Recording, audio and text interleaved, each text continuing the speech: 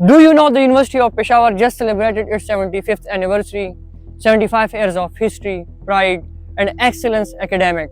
But behind the celebration, there is a setback no one is talking about. The same university that once shaped future is now shutting down 9 BS programs simply because fewer than 15 students enrolled. अभी जो recently Peshawar university ने एक notification जारी किया हुआ है जिसमें तकरीबन 9 डिपार्टमेंट ऐसे हैं कि उसके प्रोग्राम्स को उन्होंने हाल्ट किया है, बंद किया हुआ है।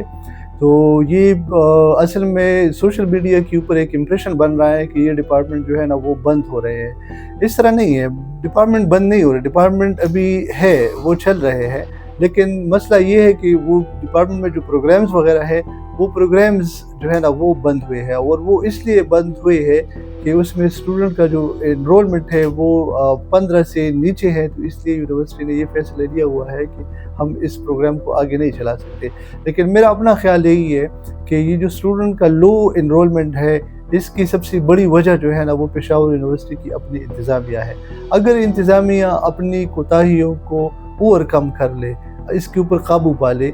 मैं प्रेसिडेंट प्यूटा हूँ, मैंने पेशावर यूनिवर्सिटी के वाइस चांसलर साहब के साथ ये डिस्कस किया हुआ है, उसको मैंने ख़त लिखा है कि आप खुदा के लिए ये जो डायरेक्टरेट ऑफ एडमिशन है इसको आप फ़ाल रखें, इसको कहे कि पेशावर यूनिवर्सिटी के जो एडमिशन है इसको आप इन्हांस करें, इसको बढ़ा लें और इसको फैसिलिटेट करें। स्टूडेंट्स आ रहे हैं एडमिशन लेने के लिए, वो रोज़ाना की बुनियाद पे आ रहे हैं, लेकिन वहाँ पे उसको फैसिलिटेट नहीं किया जा रहा। कोई कहता है कि आप फलाने कमरे में चले जाए, आप उस ऑफिसर के पास चले जाए, आप उस ऑफिसर के पास चले जाए।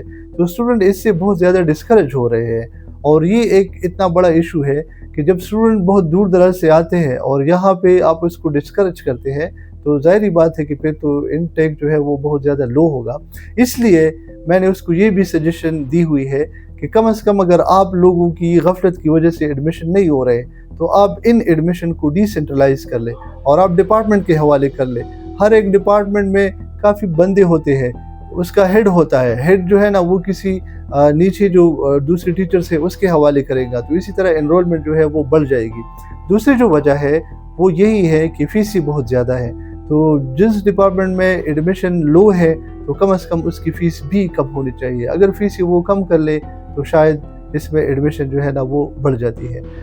एक और वजह भी यही है कि बहुत सारी यूनिवर्सिटियाँ बनी हुई हैं और उन यूनिवर्सिटीज़ में हर किस्म के प्रोग्राम से ऐसी स्पेसिफ़िक यूनिवर्सिटीज़ है हमारे इर्द गिर्द भी है जिसमें जनरल प्रोग्राम्स भी उन्होंने स्टार्ट किया हुआ है जिसका मैंडेट नहीं बन रहा, लेकिन फिर भी वो BS इंग्लिश चला रहे हैं, वो BS टूरिज़म चला रहे हैं, वो BS के और प्रोग्राम्स जो है ना वो चला रहे हैं। तो अब स्टूडेंट्स जितने भी है वो ज़ाहिर बात है कि वो फिर उसका इनटेक जो है ना वो कम होगा।